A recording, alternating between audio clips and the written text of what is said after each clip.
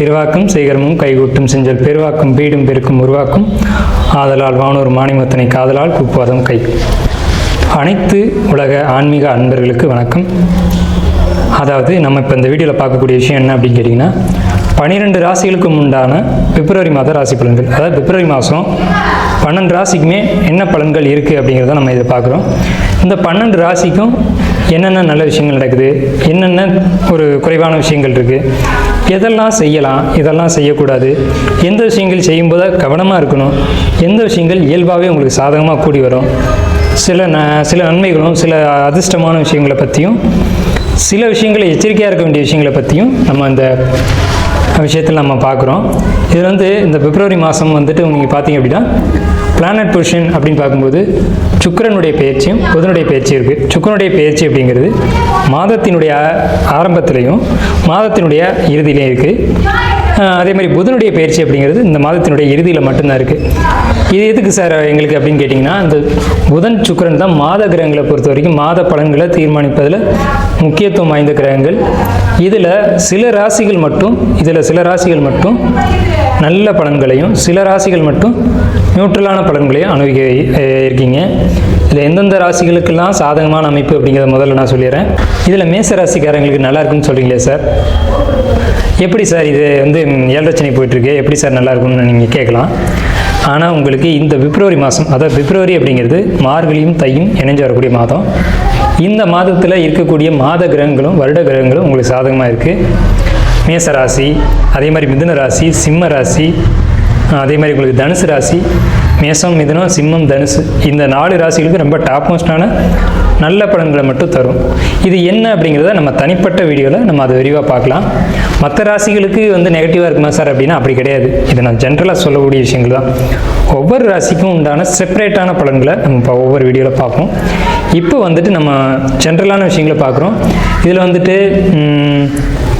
இது யாருக்கு சாதகம் யாருக்கு பாதகம் அப்படின்னு பார்க்கும்போது கல்வி, மாணவர்களை பொறுத்த வரைக்கும் கல்வி, போட்டித் தேர்வு எழுதக்கூடியவங்க, நீட் எக்ஸாம் எழுதக்கூடியவங்க, அதே மாதிரி மாணவர்களை பொறுத்த வரைக்கும் எல்லா மாணவர்களும் ஒரு நீட்டு தேர்வு அல்லது ஸ்டூடெண்ட்ஸு இப்போ அந்த போட்டித் தேர்வு எழுதக்கூடியவங்க, 10th +2 எழுதக்கூடியவங்க, அதில் படிக்கக்கூடியவங்க, இவங்களை பொறுத்த வரைக்கும் எப்படி இருக்கும் அப்படின்றத பற்றியும், அதே மாதிரி ஒரு 7ஆம் சீட்டு பிடிக்கிறவங்க அல்லது 7ஆம் சீட்டு போடுறவங்க, இவங்களை பொறுத்த வரைக்கும் எப்படி இருக்கும் அப்படிங்கிற இந்த பிப்ரவரி மாதத்தில் நம்பி செய்யலாமா ஒரு விஷயத்தை அப்படிங்கிறத பொறுத்த வரைக்கும் அப்படிங்கிறத பற்றியும், கடன் வாங்கலாமா, புதிய தொழில்கள் பண்ணலாமா அப்படிங்கிறத பற்றியும் நம்ம அந்த 12 ராசிக்குமே பார்க்க இருக்கோம்.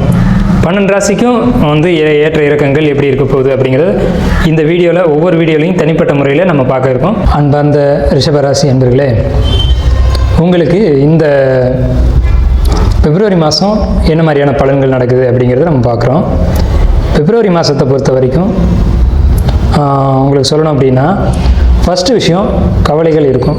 கண்டிப்பாக கவலைகள் இருக்கும்.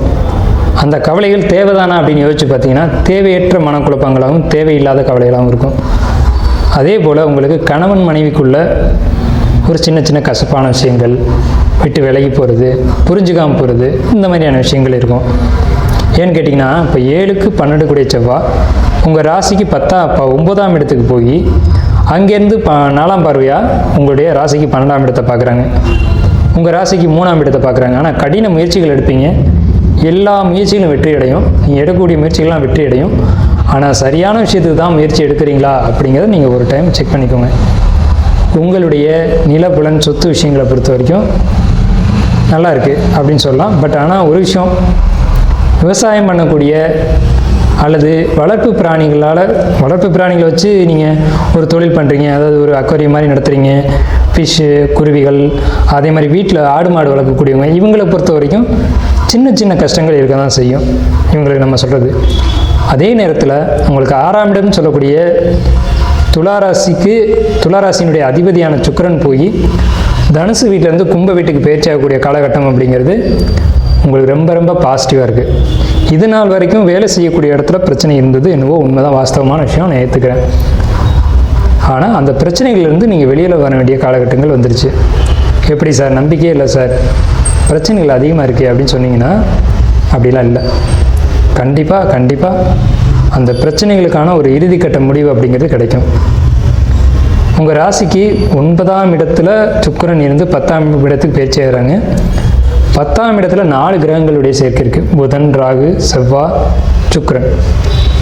புதன், ராகு, செவ்வாய், சுக்கிரன். இந்த 4 கிரக சேர்க்கை என்ன சொல்லுது அப்படின்னா, இந்த மாதிரி ஒரு கிரக சேர்க்கை வர்றது அப்படிங்கிறது ஒரு அபூர்வமான விஷயம்தான். எப்பாவது ரேரஸ்ட்டாக தான் சேரும். எல்லா டைம்லையும் வந்து ஒரு ராசிக்குள்ளே ஒரு 3 கிரகத்துக்கு மேலே வந்து கிரகங்கள் சேருறது அப்படின்றது அபூர்வமாக தான் இருக்கும். ஸோ உங்களுக்கு தொழிலில் நல்லா இருக்கா அப்படின்னு கேட்டிங்கன்னா, ரிஷபராசியை பொறுத்த வரைக்கும் பிப்ரவரி மாதம் தொழில் அபரிவிதமாக இருக்குது. என்ன தொழில் சார் அப்படின்னு கேட்கலாம் நீங்கள் அடுத்த கேள்வி.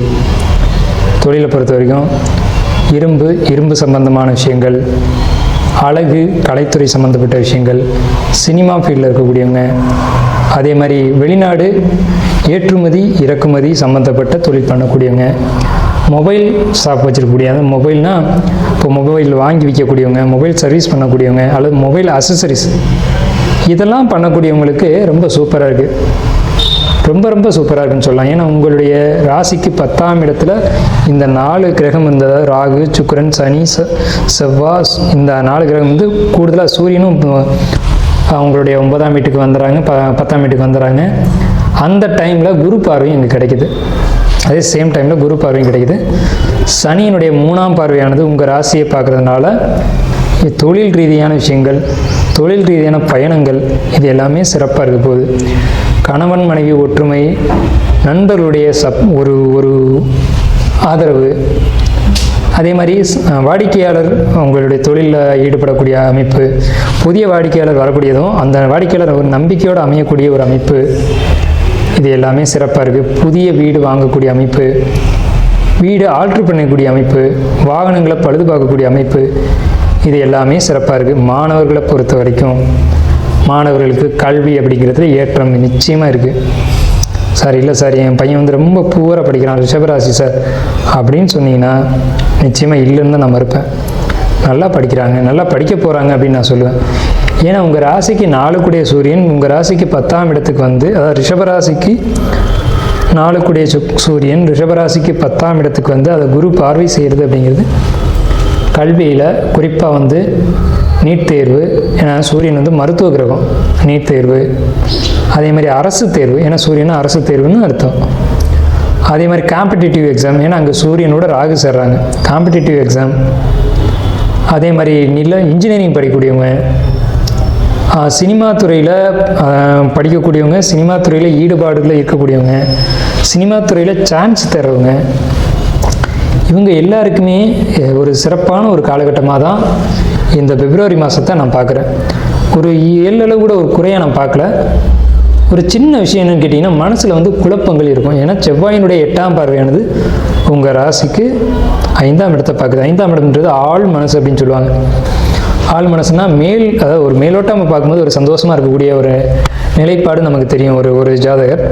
ஆனால் அவருடைய மனசுக்குள்ளே இனம் புரியாத ஒரு பதட்டம் இருக்கும், ஒரு குழப்பம் இருக்கும், அல்லது ஒரு வேகம், ஒரு உத்வேகம், திடீர்னு ஒரு கோவப்படுறது அப்படின்ற மாதிரி இருக்கும். ஏன்னா கோபம் எப்போ வரும்னா இயலாமையின் போது தான் கோபம் வரும்னு சொல்கிறாங்க. அதாவது இயலாமைனா ஒரு காரியத்தை நம்மளால் செய்ய முடியும். ஒரு தண்ணி கேன் இருக்குது, அதை எடுத்து வைக்க முடியும்னா தண்ணி கேனை தூக்குறதுக்கு கோவப்பட மாட்டாங்க.